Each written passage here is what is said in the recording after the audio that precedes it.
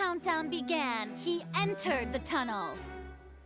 When the flatbed trolley passed, he opened the box and got into an altercation with Halsey, which caused the loud thud. He did not realize that the sound could be heard by everyone in the opera house, which is why he claimed earlier that he could not hear the sound. Finally, he used the vase to knock her out, before making her change clothes to prevent others from recognizing her. At this time, Cowell arrived in the tunnel, having heard that strange noise, and caught Lyney red-handed. So Lyney proceeded to knock him out too before stuffing him into that box. Afterward, Lyney passed the unconscious Halsey to his accomplice through the magic box in the audience stands, before operating the devices such that Cowell's death would be ruled an accident. And there you have it. That's the truth behind what happened. Does the defendant's side have any objections to Lady Farina's description of the events? The key to refuting Lady Farina is the order of events. What Lyney experienced and what he saw.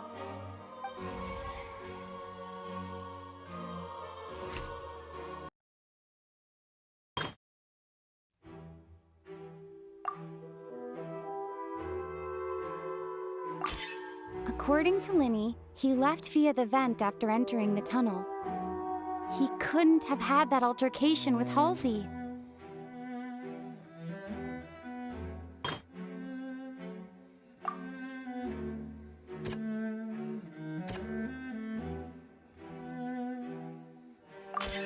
Lyney went to the room that contains the Oratrice's core. This is the actual truth.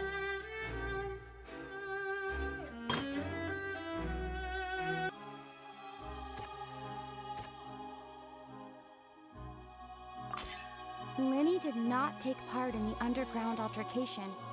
He only witnessed traces of the aftermath. Attention! Ace Detective Paimon has something to say! When the countdown started, Lyney did indeed go into the tunnel. But he immediately used a vent to access the Opera House basement, which is where the underground core of the Oratrice is stored. Once he reached that area, he heard a voice in what should have been an empty room. Since he felt something was amiss, he returned immediately.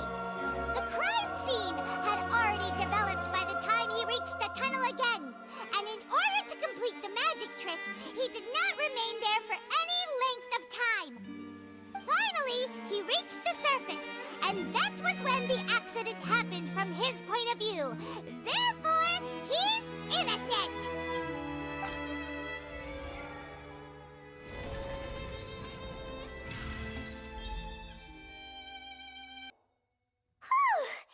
Paimon did it! Paimon actually managed to say all that! Wasn't it awesome? Lyney was not in the tunnel at that moment, which gave our criminal ample time. The sound we heard may have come from a clash between the missing Halsey and the criminal. The deceased's name is Cowell, Lyney's assistant. He would have been able to tamper with the equipment. No one entered or left the Opera House through its entrances. So, where would the criminal have wanted to take Halsey? If the defense is unable to make further effective arguments, we will move on to the next stage of the trial.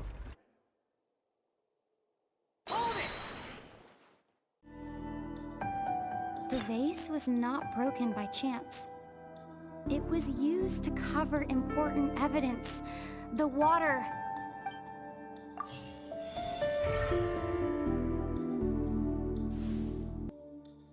The deceased's name is Cowell, Lyney's assistant. Now it seems like the hook rope was not meant for another magic trick, but was instead some form of triggering mechanism. The water from the primordial sea should already have been prepped before Halsey entered the magic box. I remember sure there was something else within the inner layer of that box.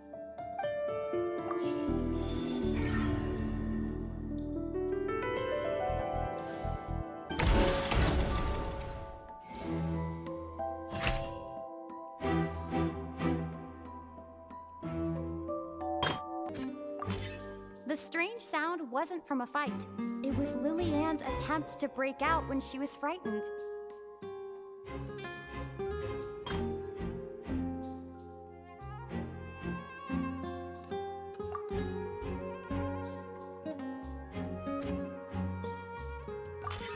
The flower vase was not broken to cover anything up, but was smashed during the struggle between Lily Ann and Cowell.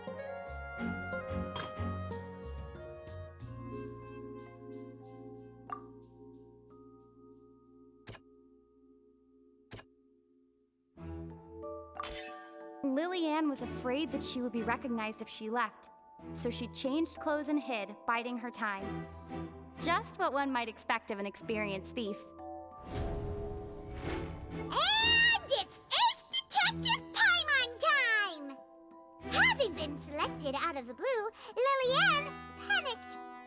Her panic only intensified after she entered the tunnel and had water poured on her head. So she kicked the door open, producing the thud we all heard. Hearing the commotion, Cowell leapt into the tunnel, only to discover that Lily Ann had not dissolved. He did not know that Lily Ann was not from Fontaine, but was a thief who made her way in by stealing a ticket. Mistakenly believing that the water from the primordial sea needed time to take effect, he tried to force Lily Ann back into the box. The two broke the flower vase during the struggle, but Lily Ann came out on top, knocking Cowell out and putting him in the box. With no way of escaping, she changed her clothes and hid in the costume trunk until the performance ended.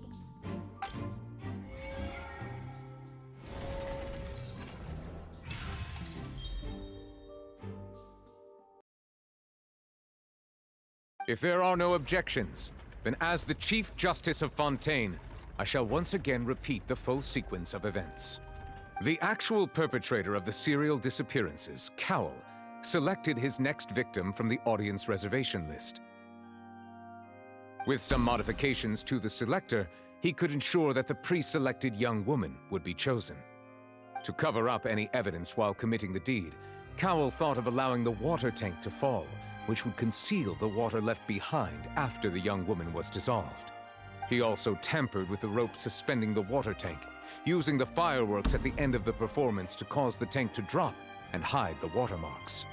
He poured the water from the primordial sea into a balloon during the preparation of the magic box and stuck it to the box's lid. Finally, he passed the prepared hook on a rope through the gap in the magic box's door when bringing the young woman to said box. When the magic trick officially began, the box containing the woman was lowered into the tunnel, tightening the hook rope and bursting the balloon containing the water. If all had gone to plan, the young woman would be dissolved at this time.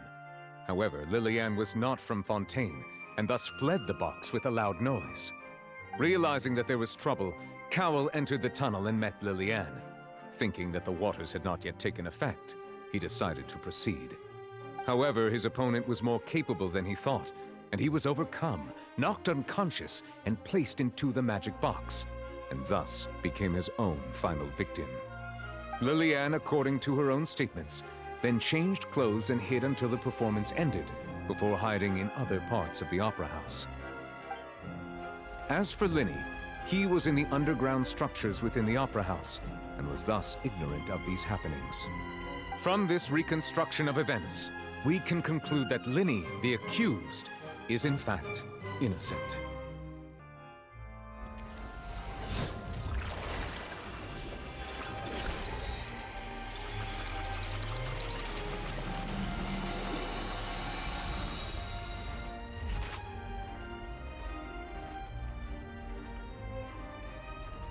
As such, Lyney and Lynette are officially declared not guilty.